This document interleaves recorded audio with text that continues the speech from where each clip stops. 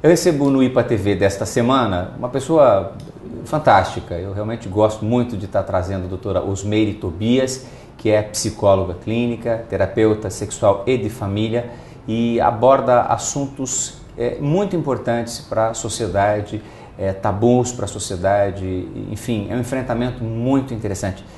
E vem trazendo uma palestra interessante, o amor é cego e cega. O que significa isso, Osmeire? Um prazer ter você no IPA TV. Antes de mais nada, eu que agradeço o convite, mais uma vez, de estar aqui.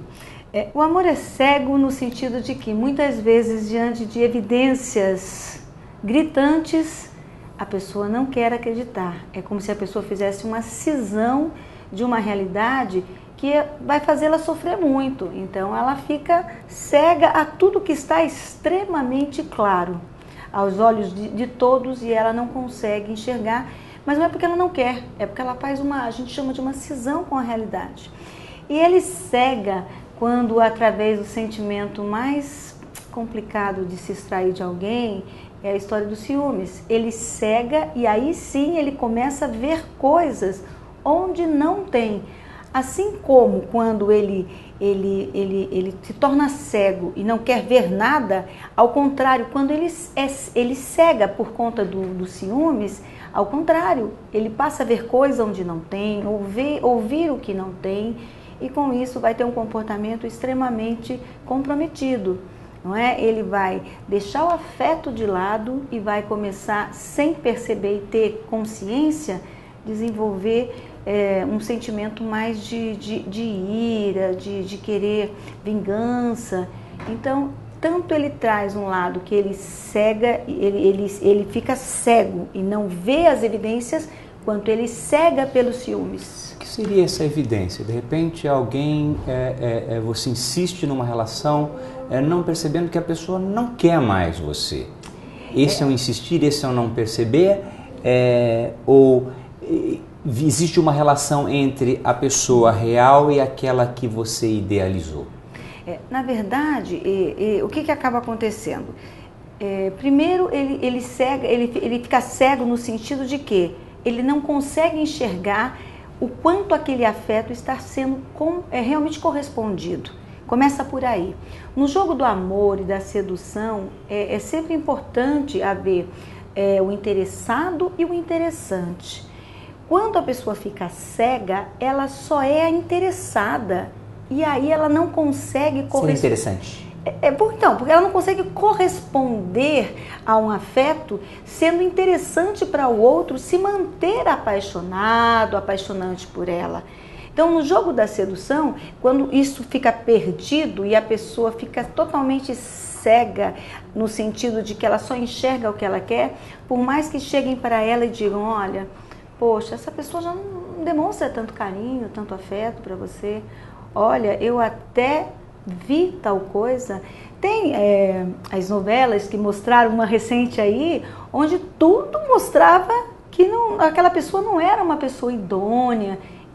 E o homem da César história, não percebia, o César não percebia de forma alguma. Há quem dizia, e a gente ouvia muito, como? Ele não quer ver porque não quer ver. Realmente não quer ver porque faz uma cisão. Então, esse interessado e esse interessante é que mantém as relações saudáveis e com qualidade. Quando eu não consigo enxergar que eu não estou sendo correspondido e mesmo assim eu me atiro de cabeça para essa relação, inclusive não enxergando o que tem de ruim acontecendo, é porque realmente eu me ceguei. E quando o Tem mudança? Tem conserto esse tipo de relação? Olha, tem, a não ser que uma das partes, ou até às vezes as partes juntas, elas acabem desenvolvendo uma patologia mesmo, que é alguma coisa que, como eu disse, foge a uma condição mais do que normal, natural que as pessoas se encontrem, se interessem, admirem uma a outra e se apaixonem. E assim precisa de uma manutenção constante, que é um outro detalhe importante dessa história do amor, ser cego e também chegar a cegar, né? Então vai depender muito de como é que essas partes podem trabalhar, tratar até mesmo disso. Pergunto a você, existem relações nas quais existe o afeto, a proteção, mas o sexo não completa e aí essa relação não acontece? Tem cura esse tipo de situação também? Porque às vezes assim, é como os casamentos antigos, a mulher aceita o marido tendo amante, tendo caso extraconjugal, mas ela mantém a família. E ele também não larga da mulher porque quer o almoço de domingo. Hoje em dia isso se aceita menos, mas se consegue um ponto de equilíbrio em que esse desejo possa acontecer, possa esse casal ter uma relação saudável e nova a partir de um determinado ponto, ou até através da terapia de casal? Sim, veja, o que acontece? Agora falando um pouco da parte da terapia sexual. Em terapia sexual a gente chama de adequação sexual. Adequação sexual é mais do que, muitas vezes, até a tal química. Por exemplo, uma mulher vagínica, uma mulher que tem dificuldades, até inclusive chega a ser numa questão anatômica, que muitas vezes até precisa de uma correção cirúrgica. Uma mulher vagínica que já cansou de lidar com aquilo, não quer passar por uma cirurgia, ela encontra com um homem com uma disfunção erétil, olha que casal perfeito. Não acontece. Não vai acontecer aquele tipo de relação completa que é o que se diz como normal, natural. Mas a relação da sexualidade deles poderá ser explorada de uma outra maneira.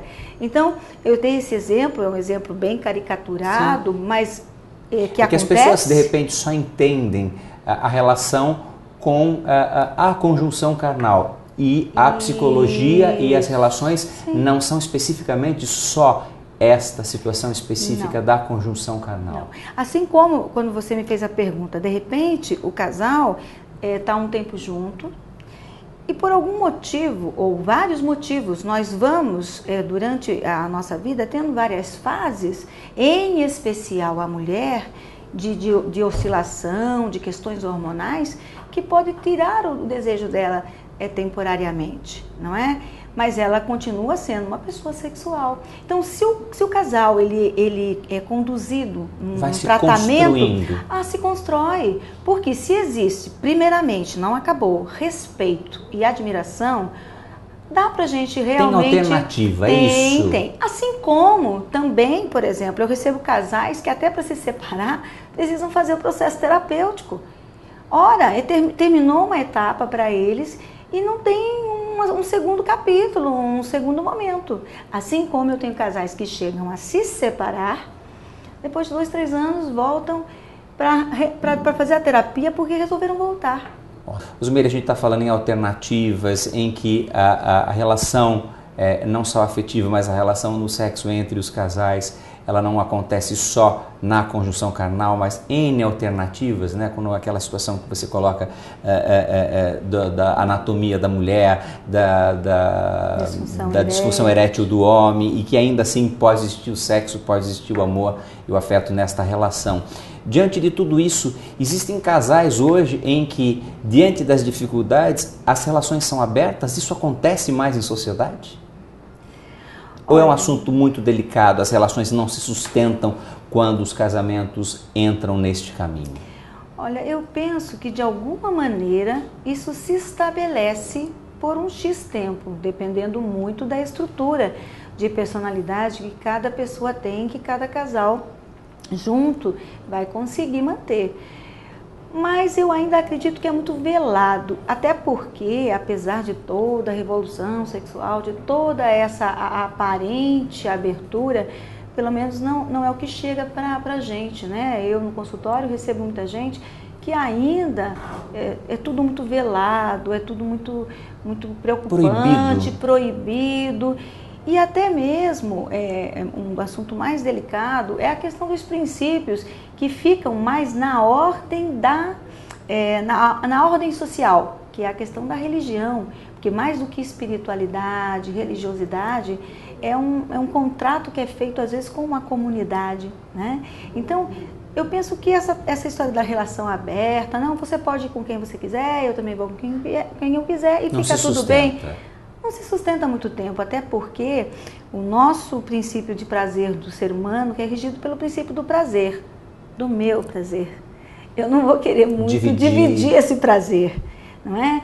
Então, assim, por um período, eu acredito até que se sustente ou que se estabeleça, mas se sustentar é um pouco mais, eu penso que é um pouco mais complicado de acontecer. Doutora Osmeire, os homens hoje procuram mais as clínicas, muitas vezes numa sociedade machista, tem aventuras e nessas aventuras consolidam, não, é a minha mulher, é este casamento que eu quero, mas no escorregar não se protegeram e as doenças do copo já não dão mais para serem assumidas, aqueles acidentes, né, o preservativo não foi usado e o que eu vou falar lá em casa? Isso acontece? Isso é realidade ou é ficção da minha cabeça? Não, não é. Infelizmente é uma verdade sim, porque a parte, voltando um pouco àquela questão do amor, né? O amor é cego, o amor cega, muitas vezes está nítido entre os dois, nem é ninguém de fora que está mais falando ou já cansaram de falar. O casal tem certeza que não está bem, mas continua se fazendo... Porque a relação não está acontecendo. Ou mesmo quando acontece, a percepção que nós temos um do outro é aquela coisa muito burocrática. Exatamente. Então, com isso, acaba se perdendo um momento precioso de se passar alguma coisa limpa, de ser transparente. Claro, aí eu já ouvi dizer, não, mas a verdade, toda verdade, mera verdade, melhor não se dizer nas relações afetivas. Ora, então, pelo menos tem o cuidado de se cuidar, não é? Porque muitas vezes é só um momento, é uma fase, como eu disse, não só as mulheres, os homens enfrentam muito menos, mas o próprio nível de estresse a que todos somos submetidos hoje pode levar um homem a ter suas disfunções, a sua baixa libido, com menos frequência uma questão clínica física que precisa ser investigada. As mulheres muito mais oscilam em termos hormonais e tem fases que vão ser mais complicadas. Mas nada melhor do que sentar, conversar e dizer, olha, não está bem, o que a gente pode fazer? Né? Eu tenho uma brincadeira com os casais, que logo que chegam, a gente tira, eles têm que fazer jejum, inclusive sexual. Eles têm que fazer jejum. E é muito interessante o quanto isso vai tornando a coisa interessante. E também é estipulado o dia do namoro. Eles têm que escolher um dia da semana para fazer qualquer coisa que lembre namoro. Escurinho no cinema, ficar dentro do carro escondidinho, coisas que lá atrás eram extremamente, traziam realmente um algo mais. Né? Então é preferível que se tenha essa preocupação, essa transparência e mais do que isso. Precisa cuidar desse jardim? Para que essas borboletas cheguem, como diria Mário Quintana? Até porque ninguém compra um terreno no melhor bairro, na melhor localização da cidade e deixa ele parado, crescendo grama, sem murar. Não. Todo patrimônio precisa de manutenção. As relações interpessoais como um todo precisam. O afeto amoroso também. Então, é como eu disse, aquele jogo do interessado e do interessante tem que ser mantido com muito cuidado. Ou as pessoas deixam de estabelecer uma relação de troca na qual elas querem o difícil. Aquilo que está muito fácil não tem valor. Aí eu vou para a aventura, aí eu vou para um outro caminho. Eu não sei se é o que está muito fácil que perde a graça, mas é a história mesmo. Quando nós conhecemos um ao outro, nós o conhecemos e alguma coisa nos chamou a atenção. Se aquela pessoa perde isso e eu perco, ao longo do tempo a gente vai mudando.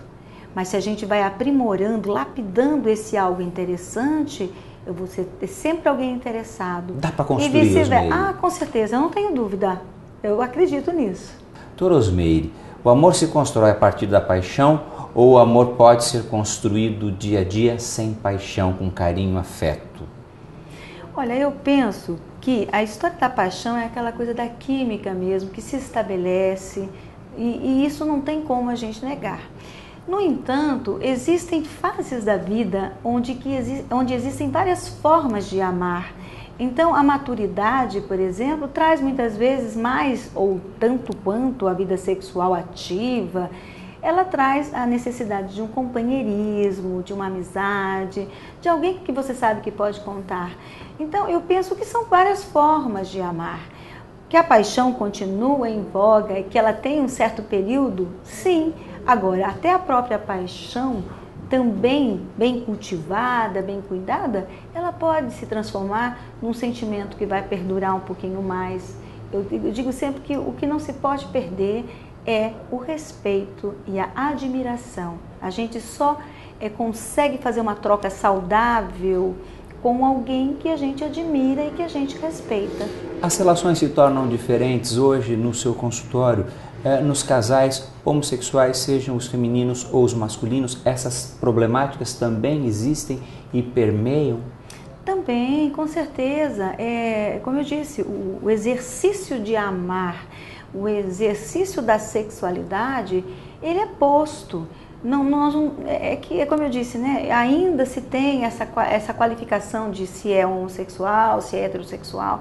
Na verdade, as pessoas precisavam aprender a se amar, a se respeitar, né? Eu digo que assim, a humanidade está do jeito que está hoje em dia porque isso ficou muito perdido, não é? A gente está fazendo o afeto como uma moeda de troca, é muito perigosa, não saudável. Então eu penso que tanto nas relações homossexuais como nas heterossexuais, a problemática é a mesma, a dificuldade é a mesma. Nas semanas anteriores eu recebi um artigo muito interessante, aliás um vídeo do padre Fábio de Mello, que falava do amor em tempos de inutilidade, né? Quer dizer, você se torna inútil e o outro vem e lhe diz, com toda a sua inutilidade, ainda assim eu não conseguiria viver um segundo sem você.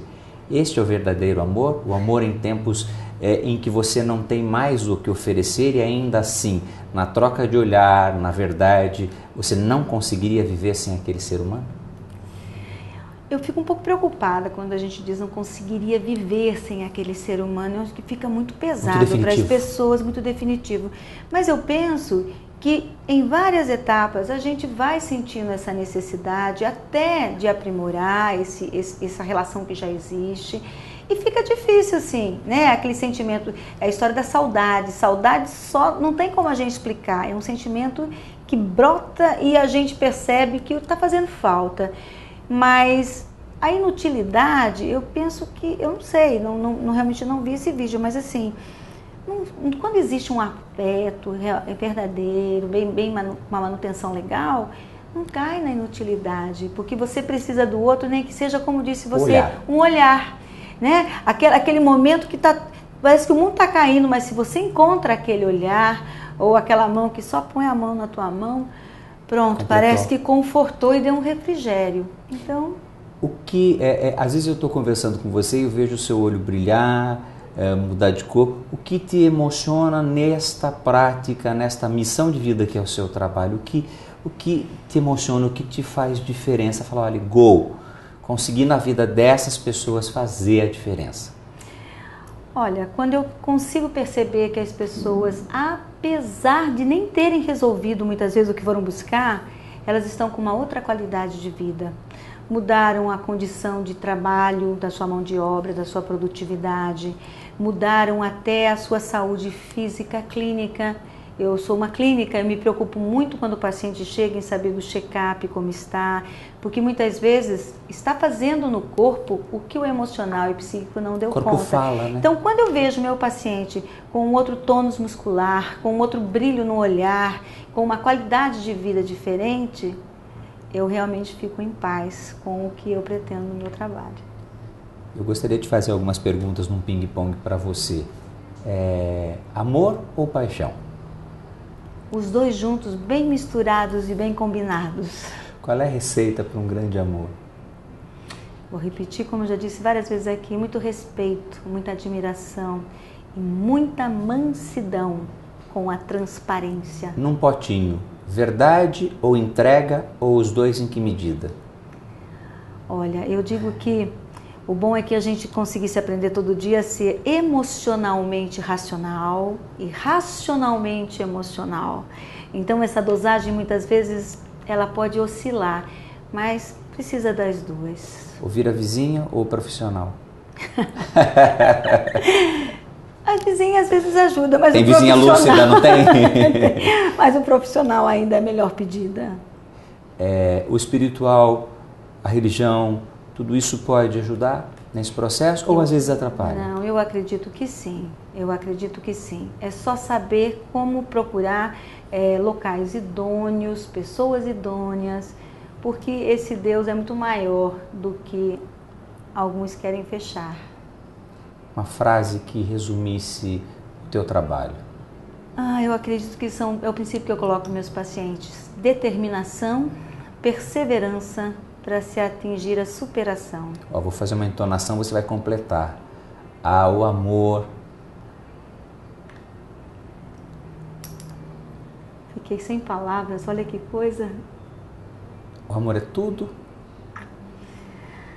Olha, o amor... Dá para viver sem amor? Eu não consigo imaginar.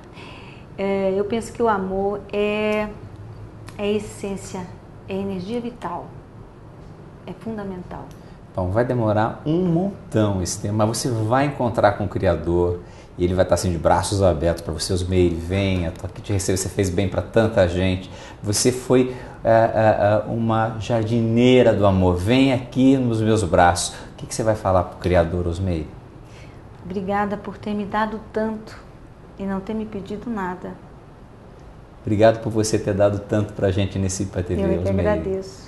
Bom, foi uma alegria poder receber a doutora Osmeire Tobias, uma profissional gabaritadíssima, psicóloga, clínica, terapeuta de casal, de famílias.